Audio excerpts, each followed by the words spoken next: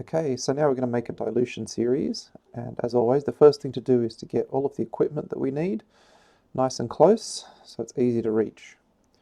So we've got our bottles of diluents, our initial sample, our pipettes, our tips, a vortex mixer, and our discard container for the tips. Again, as is standard procedure, we always label before starting. So here we need to label our dilution bottles with the number of the dilution. So our first bottle here with the soil in it is 10 to the minus 1. So the next ones are going to be 10 to the minus 2, then minus 3, minus 4, and minus 5. The labels need to be big enough to be legible here, so make sure you write nice and neatly. You don't want to have to stop mid-procedure and squint down closely at the label to see what's going on. Notice we're also labeling the bottles and not the lids. It's very easy to get things mixed up if you label them on the lids. Okay, so we're going to start by giving that 10 to the minus 1 dilution a bit of a mix, just a little swirl there. It's already been mixed before we started the procedure, so we don't really need to vortex it as well. And now the next thing we're doing is loosening the caps.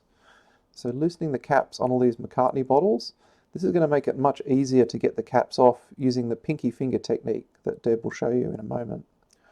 Okay, so time to make the first dilution. We're going to get our first blue tip, put it onto the P1000, and we're going to take 1 ml sample into the next bottle. So note the way that she took the lid off with her pinky finger on her right hand, and this lets us hold the lid and keep it out of the way, not putting it down on the bench where it could get contaminated. And she's now sucking up and down with the pipette 3 times to equilibrate the cells in the liquid with cells on the surface in the inside of the tip.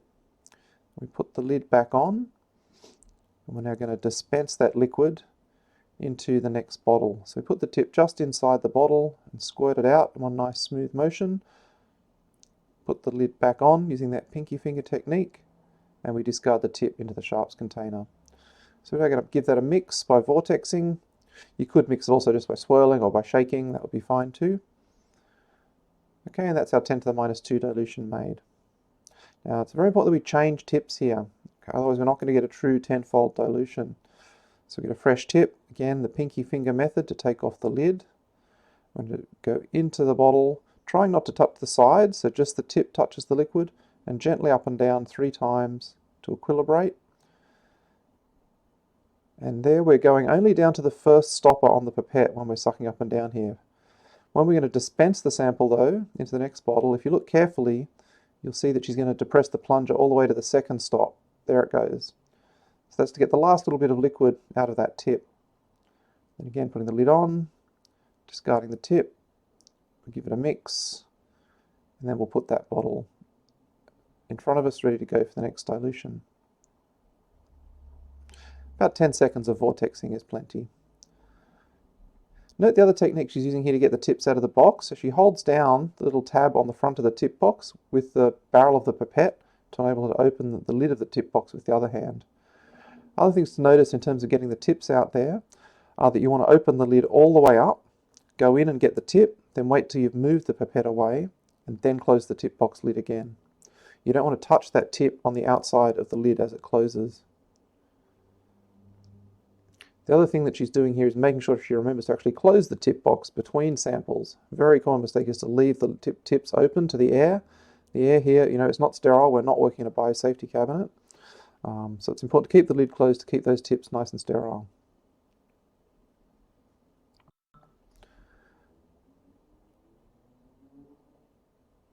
Okay, last dilution, going from 10 to the minus 4 to 10 to the minus 5. So again, I'm going to take up a ml, using our pinky finger technique to take the lid off, equilibrate 3 times. Note also that that liquid in the pipette tip is not actually coming in touch with the barrel of the pipette, which is not sterile. It goes up near the top of the tip, but it doesn't actually touch the barrel, and that's really important because only the tip is sterile and not the main body of the pipette. Okay, so there's our last dilution made. We'll give it a mix, and then the dilutions are ready for use. And what we're going to do next is make spread plates from these dilutions.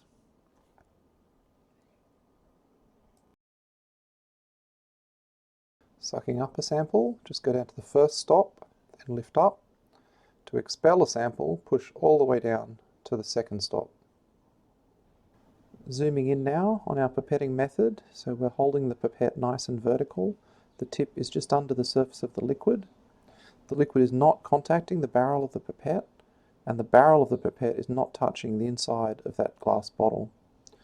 And to expel the liquid, we put the tip just inside the top of the bottle and squeeze down to the second stop on the pipette.